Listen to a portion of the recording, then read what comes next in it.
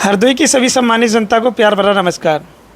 अभी हमारी मौजूदगी जनपद हरदोई में है और हमारे साथ आज एमएलसी इंजीनियर अवनीश कुमार सिंह जी मौजूद हैं।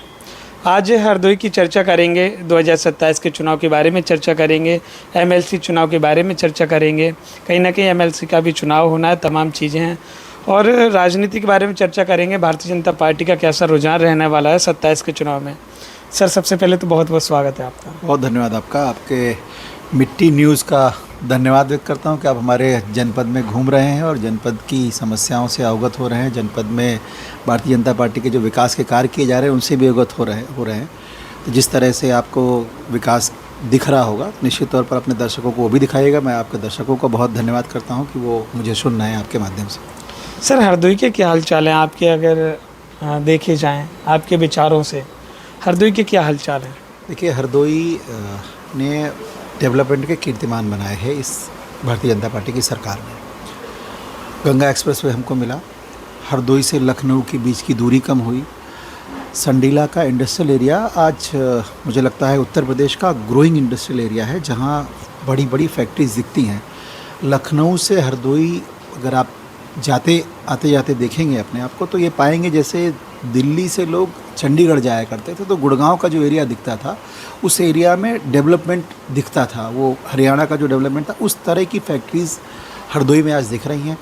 एक्सप्रेसवे का नेटवर्क है, सड़कों का बेहतर नेटवर्क हुआ, बिजली की व्यवस्था हमने सुधारी, हरदोई में मेडिकल कॉलेज आया, हरदोई में ओडीओपी आगे बढ़ा, हरदोई के युवाओं को रोज़गार के हमने अवसर दिए। तो ओवरऑल देखा जाए तो निश्चित तौर पर डेवलपमेंट के एजेंडे पे हमने काम किया है और हरदोई की सभी विधानसभाओं में समान रूप से डेवलपमेंट हुआ है और जनता इसका एहसास भी करती है। सर, एमएलसी का चुनाव भी करीब है, आपकी कैसी तैयारी हैं? क्योंकि एमएलसी के चुनाव के बारे में आम जनता को भी कम जानकारी रहती है। हाँ, ये थोड़ा सा दुर्भाग्यपूर्ण है कि लोगों को जानकारी कम रहती है, लेकिन हरदोई जागरूक है। इस बार हरदोई जनपद ने अब तक लगभग 45,000 मतदाता बनाए हैं ग्रेजुएट के, जो आसपास के जनपदों में सबसे ज़्यादा है। ग्रेजुएट चुनाव में वो ग्रेजुएट जो 2023 के पहले के ग्रेजुएट किए हुए हैं, इस चुनाव में वो प्रतिभाग करेंगे। सबसे बड़ी बात है, इस चुनाव में वोटर लिस्ट जीरो हो जाती है। जब वोटर लिस्ट जीरो हो जाती है तो नई वोटर लिस्ट बनती है। तो बहुत बार लोगों के मन में भाव रहता है कि मैंने पिछले चुनाव में मतदान किया था, इस बार मतदान कर पाऊँगा कि नहीं कर पाऊँगा, या मतदान कर लूँगा क्योंकि मैंने पिछले चुनाव में मतदान किया था।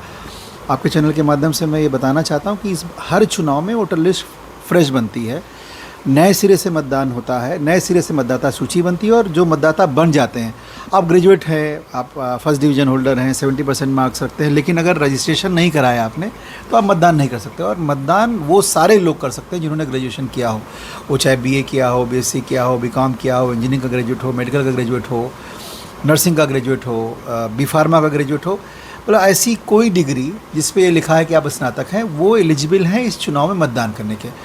विधानमंडल उत्तर प्रदेश का 2 सदनों का है, विधानसभा और विधान परिषद है। विधान परिषद में 8 लोग चुनकर जाते हैं जो ग्रेजुएट्स चुनकर भेजते हैं।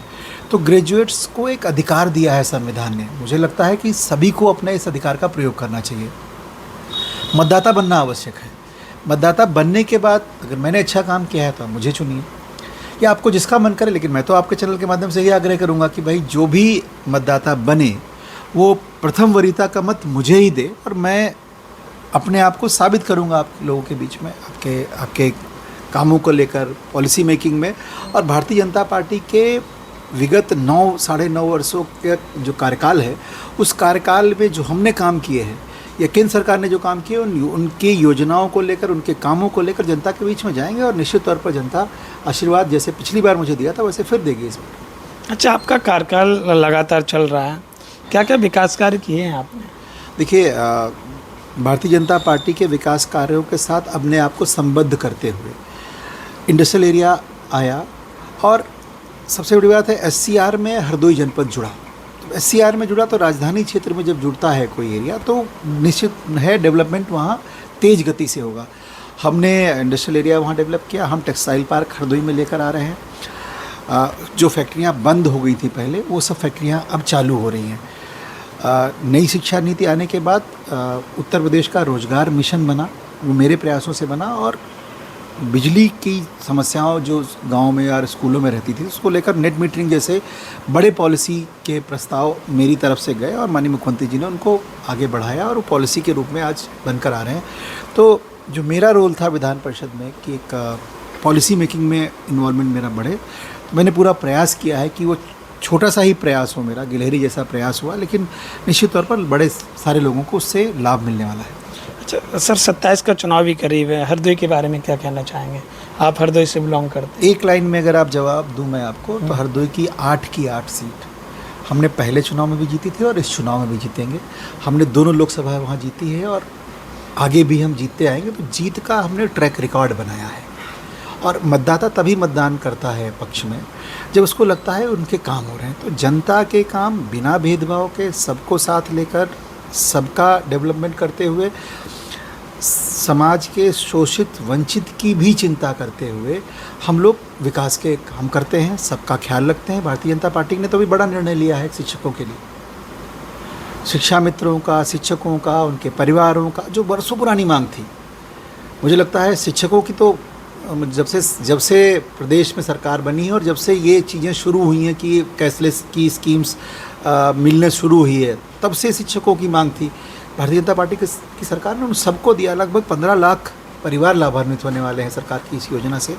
तो सरकार संवेदनशीलता के साथ सबकी मदद करने का प्रयास करती है। और अभी तो नया एक हम लोग लेकर आए हैं, रानी लक्ष्मीबाई स्कूटी योजना, जो बच्चियां पास हो रही हैं उनको सबको स्कूटी देने जा रही है सरकार। तो ऐसी लाभप्रद योजनाएं और लोगों के दिलों से जुड़ी हुई योजनाएं सरकार लेकर आ रही है। तो निश्चित तौर पर जनता का पूरा आशीर्वाद भारतीय जनता पार्टी को पुनः मिलने वाला है। एमएलसी के चुनाव में क्या रहने वाला है अगर आप प्रत्याशी रहते हैं पुनः?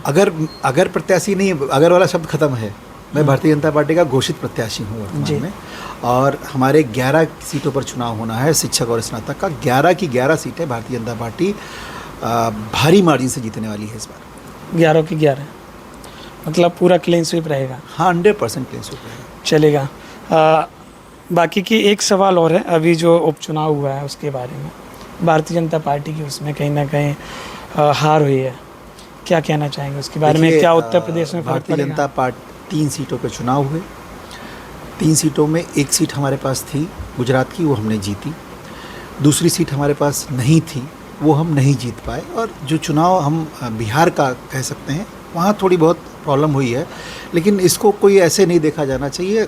चुनाव में हार जीत चलती रहती है, लेकिन जनता हमारे साथ है। और हम आगे आने वाले चुनाव में, जब आप 2 सीटों की चर्चा करते हैं तो पश्चिम बंगाल की चर्चा क्यों नहीं करते? बंगाल में हमने क्लीन स्वीप किया है। तो विपक्ष के पास कोई मुद्दा नहीं है, विपक्ष के पास कोई नैरेटिव नहीं है। तो छोटी मोटी हमारे से जो गलतियां होती हैं, विपक्ष उनको लेकर आगे चल देता है। जनता के लिए हमने काम किए हैं, जनता हमारे साथ है और आगे आने वाले समय में जनता हमारे साथ रहने वाली। कौन सरकार ये संकल्प लेती थी कि हम विकसित राष्ट्र बनाएंगे? सत्ता में तो 70 साल कांग्रेस भी रही, उन्होंने विकसित राष्ट्र की बात भी नहीं करी लोगों के बात। वो खाली यही करते रहे कि भारत गरीब देश है। हमने आज कॉन्फिडेंस दिया है युवाओं को, हमने आज विश्वास दिया है किसानों को, हमने महिलाओं को आज विश्वास आया है भारतीय जनता पार्टी की सरकार पे। वो कहीं भी किसी भी वक्त, आप तो घूम रहे हैं 403 विधानसभा घूमने का आपने संकल्प लिया है, तो आप जाके देखिएगा, रात को 11 बजे भी कोई किसी परिवार की बेटी सड़क पे जाती हुई दिखती है बिना डर उसके। कल आप 10 साल पहले का उत्तर प्रदेश देखिए ना, अंधेरा होता था। ये तो आम जनता भी मुझे बताती है। अंधेरा होता था गलियों में और डरते थे। अगर किसी परिवार की कोई बेटी 5 बजे तक 6 बजे तक सूर्यास्त से पहले घर न पहुँचे तो उसके भाई या पिता ढूंढने चल देते थे मेरी बेटी कहाँ है। तो वो सब परिवर्तन है और वो परिवर्तन जनता भली भांति देख रही है। ये एक्स वाले नेता, फेसबुक वाले नेता नहीं चलेंगे, ज़मीन वाले नेता चलेंगे। और भारतीय जनता पार्टी ज़मीनी पार्टी है, जो कार्यकर्ता आधारित दल है। ये कार्यकर्ता आधारित दल अपने कार्यकर्ताओं के परिश्रम पे काम करता है और कार्यकर्ता परिश्रम करता है तो सरकार वैसी योजना जनता के लिए लेकर आती है। तो आपने देखा हमारे साथ इंजीनियर अवनीश कुमार सिंह जी एमएलसी जी मौजूद थे, जिन्होंने खुल के चर्चा किया 2027 के चुनाव के लिए, एमएलसी चुनाव के लिए। आपको तय करना है 2027 के चुनाव में क्या रहने वाला है और एमएलसी की 11 सीटों पर क्या रहने वाला है। क्योंकि राजनीति की बातचीत करी जाए तो कहीं ना कहीं उत्तर प्रदेश में हर जगह हर टाइम पर राजनीति चलती रहती है। जो भी चीज़ें आपके जो भी मुद्दे हैं कमेंट ज़रूर करिएगा। आपके सभी मुद्दे आपके विधायक तक, आपकी सरकार तक हम पहुंचाने की पूरी कोशिश करेंगे। जो भी आपके मुद्दे कमेंट करेगा। सर, आपने कीमती समय दिया, उसके लिए धन्यवाद। बहुत बहुत धन्यवाद आपका। जय हिंद।